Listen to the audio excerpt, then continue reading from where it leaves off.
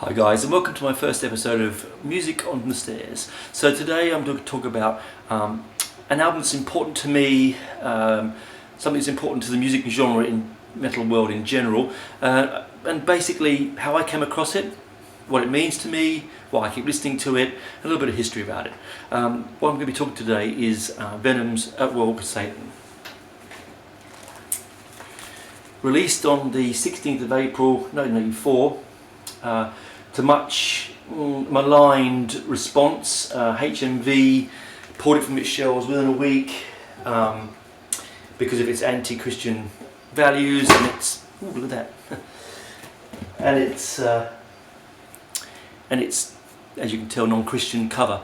I first came across it 4 years later. I was at art college. I had a friend called Melvin, Crazy Melvin. Made me a copy on cassette.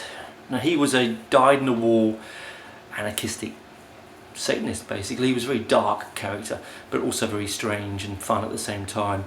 Walking around the streets of London, plugged this in, little wiry headphones, off I went. Now, paint a picture. Up to that point, I'd been listening to Iron Maiden, Diamond Head, Angel Witch, Genesis, you name it, Pistols, I mean all sorts of things, Jethro Tull, I mean these very varied background. I plugged it in, and even in the daylight, and I remember it because it was a Sunday morning, I felt ever so slightly bad playing it, basically. I remember walking past the church and feeling a little bit off, I'll be honest. I did the same thing when I first got Number of the Beast, but this was a little bit more. The album is basically a concept album. First side is 19 minutes 57 seconds. It's called At War with Satan. It's basically a story of the fight with Satan against God, at war with Satan, not against him, and the struggles of good over evil, evil over good. Sorry, it is completely different to everything that came out at the time. I mean, Maiden had Number of the Beast and were dancing around satanic imagery. Angel Witch were doing it. Diamond Head, Am I Evil were doing it. But they were just really playing lip service. This band, not real Satanists, and they admit that to themselves, but really did get stuck in.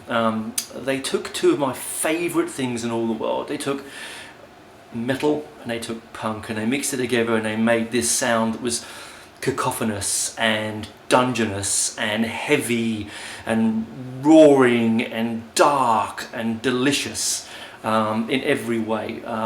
No beautiful, clean, 19 take guitar solos. These are one take solos. These are brutal, cheap, because they were neat records, not much money from the Newcastle area. They needed to try and make a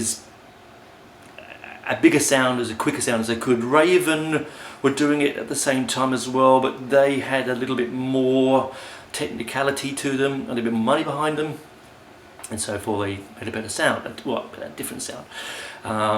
This album though, the third, because we had Welcome to Hell, black metal, and then At War with Satan. I personally, people say it's the weakest of the three. I think it's the strongest of the three, because what other band's brave enough to do a 19 minute and 57 concept side at that time when, prog was a dirty word.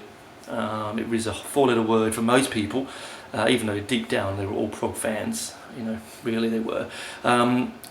Steve Harris admits that Jethro Tull is his favourite band. It says something really, doesn't it?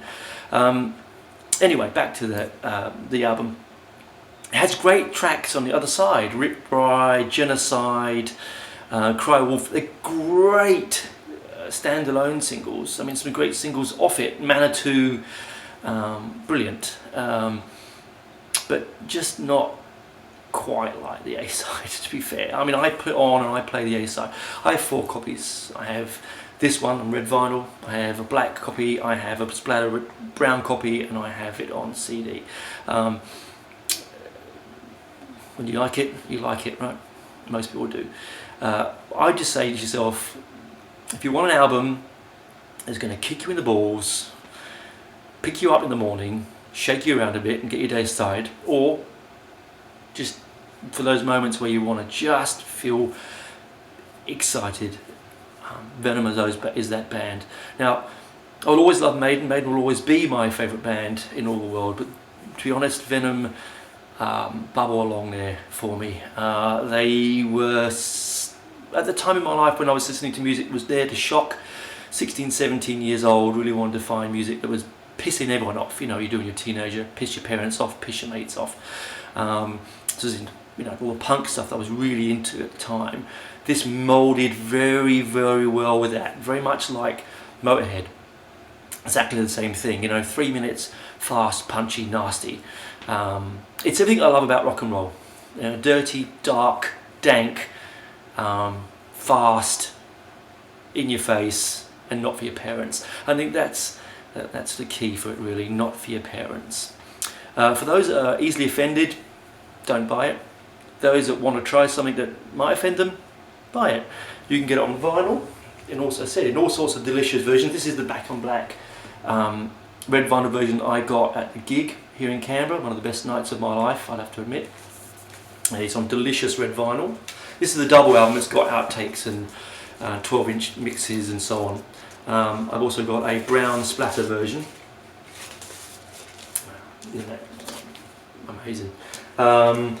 And I've got it in the box set that I got recently, which I'll bring out and show you sometime soon. Just astounding piece of musical history. If you like your music clean, go somewhere else. Otherwise, this band's for you. Hope you enjoyed it. See you soon.